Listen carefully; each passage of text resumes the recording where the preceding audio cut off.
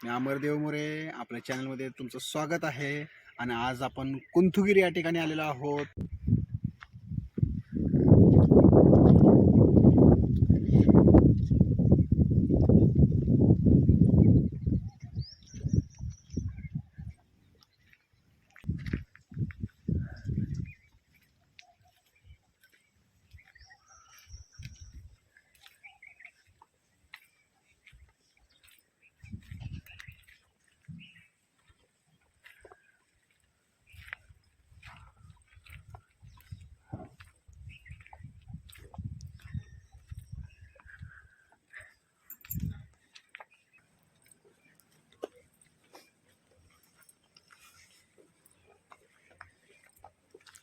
त्याचबरोबर या ठिकाणी एक काका आलेले आहेत.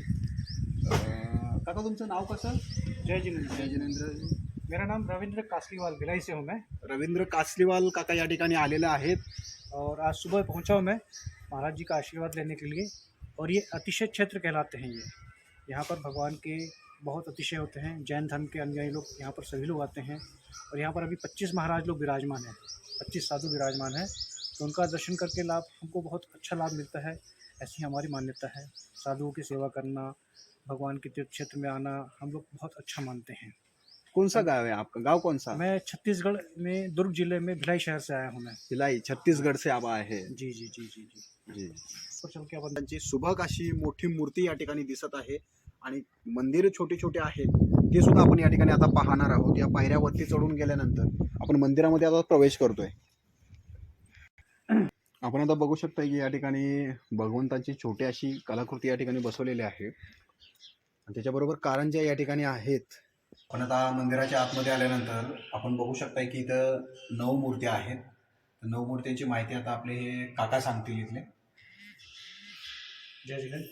अभी हम लोग जो कैलाश पर्वत की कल्पना की हुई है उसके नीचे नवग्रह का मंदिर है। और यहाँ पर नवग्रह की मंत्र भी हैं।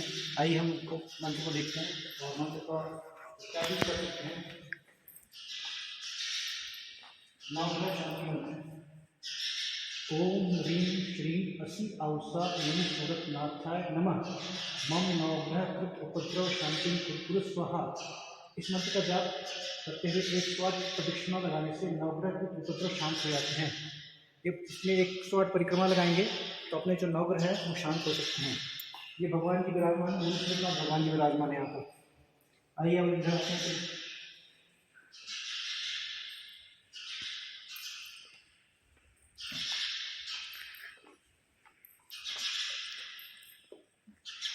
इधर आदिनाथ भगवान जी हैं और इस तरफ जो है भगवान है। शायद 24 तीर्थंकर की 24 भगवान की मूर्तियाँ हैं। 24 तीर्थंकर सभी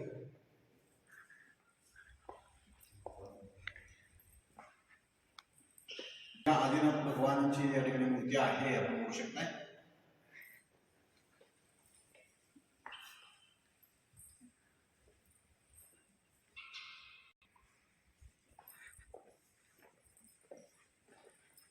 अभी आप देखेंगे माँ पद्मावती की मूर्ति को। यहाँ पर विराजमान है माँ पद्मावती, साक्षात विराजमान है। ऊपर चलने की तैयारी करते हैं। कैलाश पर्वत पर जो कल्पना की गई है वहाँ पर चलते हैं ना। कैलास पर्वताच्या वरती जाऊया.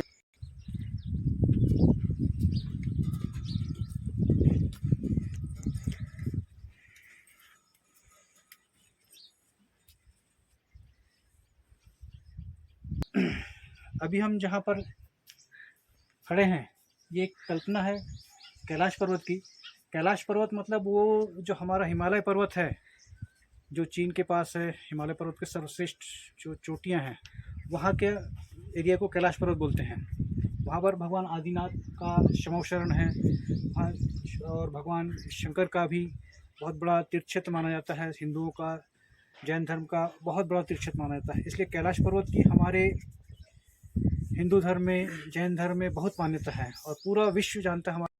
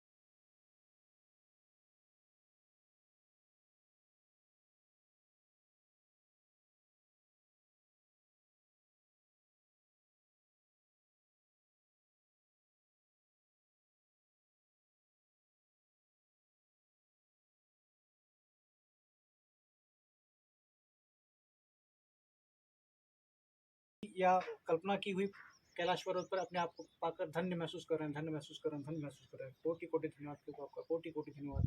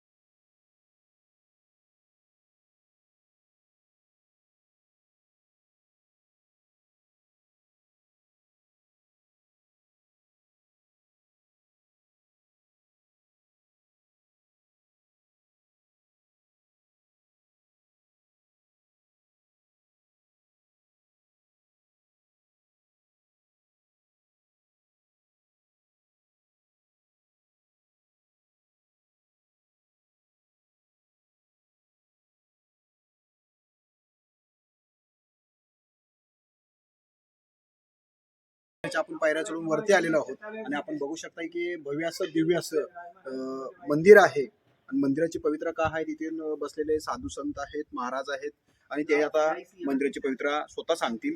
आपण त्यांच्याशी आचार्य श्री कुंत सागर गुरुदेव के चरणों में नमन।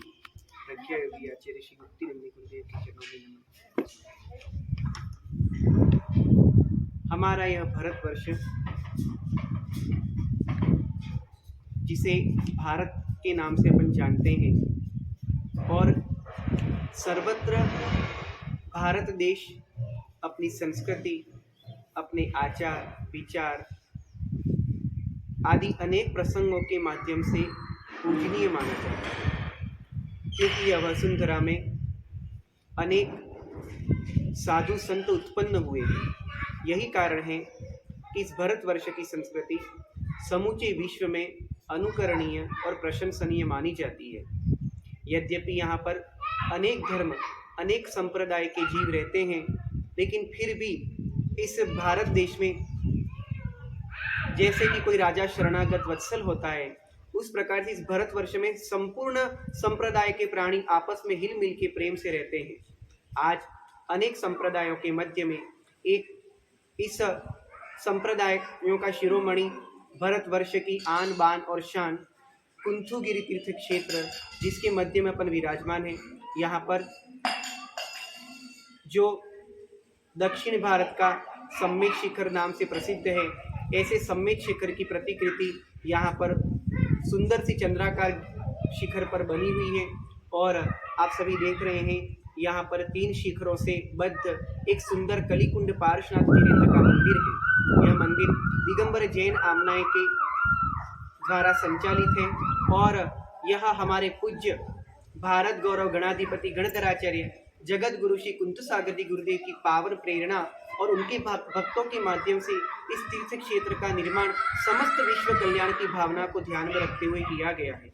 आज यहाँ पर अनेक श्रद्धालुगण आते हैं, अपनी मन्नत को पूरी करते हैं और विश्वास और श्रद्धा के साथ पूजा भक्ति आराधना करके पूज्य गुरुदेव का आशीर्वाद प्राप्त करके अपने जीवन के अनेक संकट, आपदा, विपदा आदि व्याधि आदि से मुक्ति को प्राप्त होते हैं। हमारे आचार्य गुरुदेव कुंत सागर जी गुरुदेव, जो जिनके गुरु आचार्य महावीर कीर्ति जी, जो कि महातपो मार्तंड मंत्र तंत्र विद्या चक्रवर्ती थे, ऐसे गुरु के सानिध्य में रह करके हमारे गुरुदेव ने दीक्षा ग्रहण की और आज उनकी दीक्षा को अर्थात उनके साधना काल को आज 55 वर्ष व्यतीत हो गए हैं। आज उनकी साधना में, उनके आशीर्वाद में ऐसी शक्ति है कि बड़े बड़े श्रेष्ठी, बड़े बड़े कुलपति, बड़े बड़े लोग आकर के उनके चरणों में नतमस्तक होते हैं, जिनके चरणों में आकर के मात्र कोई बड़ा व्यक्ति ही नहीं बल्कि आम व्यक्ति, चाहे निर्धन हो चाहे अमीर हो, सभी के लिए गुरुदेव का द्वार खुला रहता है। और अनेक लोगों के जीवन में ये अतिशय घटित होते हैं कि यहाँ कलिकुल पार्षद भगवान की आराधना भी करते हैं, या शासन देवताओं की भक्ति पूजा करते हैं, तथा तीसरा आचार्य गुरुदेव का आशीर्वाद प्राप्त करके उनके जीवन के समस्त संकट विघ्न नष्ट होते हैं। यह दिगंबर आमनाएं समूचे भारतवर्ष में पूजनीय मानी गई है, क्योंकि दिगंबर साधु की साधना अवश्य में सभी इसको स्वीकार करते हैं कि कठोर साधना होती है। दिवस में 1 बार भोजन, 1 बार पानी और खड़े खड़े आहार लेना, 32 अंतराय को टाल करके भोजन करना, अपने हाथों से केशों का लोच करना, चाहे सर्दी हो, गर्मी हो, वर्षा हो, सदैव इस प्रकार से बालकवत निर्विकार नग्न दिगंबर मुद्रा में रहना, यह साधना सामान्य व्यक्ति के द्वारा नहीं होती है। यह साधना फिर भी संसार के कुछ विरले पुरुष इस दिगंबरत्व को धारण करके अखंड ब्रह्मचर्य के साथ में इस साधना की पूर्ति करते हैं और इस संसार के बंधनों से मुक्ति प्राप्ति की कामना करते हैं, तथा समस्त विश्व में कल्याण हो, सद्भावना इस प्रकार की उनके द्वारा की जाती है। इस प्रकार से यह कुंथुगिरी तीर्थ क्षेत्र, जहाँ पर अनेक सुंदर सुंदर प्रतिकृतियां हैं, आप सभी जो भी हमारी इस चर्चा को सुन रहे हैं, अवश्य में इस क्षेत्र पर पधारें, भगवान के दर्शन करें, गुरुओं के दर्शन करें तथा अपने जीवन का उत्थान करें। सभी के लिए मंगल, शुभकामना, आशीर्वाद, सबके लिए आशीर्वाद। गुरुदेव नमोस्तु, गुरुदेव नमोस्तु। कोटि कोटि धन्यवाद प्रभु, आपका कोटि कोटि धन्यवाद। आपने लगता है की मंदिराच्या आतमध्ये आल्यानंतर चारी बाजूला श्लोक लिहिलेले आहेत. श्लोक पाठांतर करू शकता, ध्यान साधनेला वगैरे बसू शकता. आणि त्याच्यानंतर महाराजांची भगवंतांची सुबक अशी या ठिकाणी मूर्तीसुद्धा बसवण्यात आलेली आहे.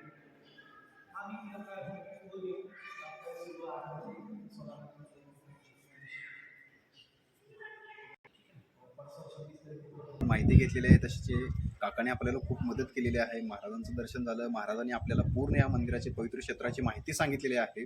तसंच या काकांचं मी आमच्या चॅनलच्या वतीनं हार्दिक आभार व धन्यवाद देतो. आपण आता कुंथुगिरीचं सर्व क्षेत्र आपण पाहून झालेलं आहोत. आपल्याला डोंगरावरील पहाडीचं मंदिर आपल्याला सगळं बघायचं, तर आपल्याला गाडीचा प्रवास जो आहे तो रामलिंग आणि धुळोबा ह्या रस्त्यातून आपल्याला गाडीनं आता जावं लागेल आणि तिकडं आपण आता जातोय. रामलिंग स्वयंभू मंदिर या ठिकाणी आलेलो आहोत आणि त्याची आपण जाऊन आतमध्ये आता माहिती घेत आहोत. आपण वरती आलेलो आहोत आणि दगडी आपण कमान बघतोय, तर मंदिराच्या आतमध्ये आपण प्रवेश करतोय.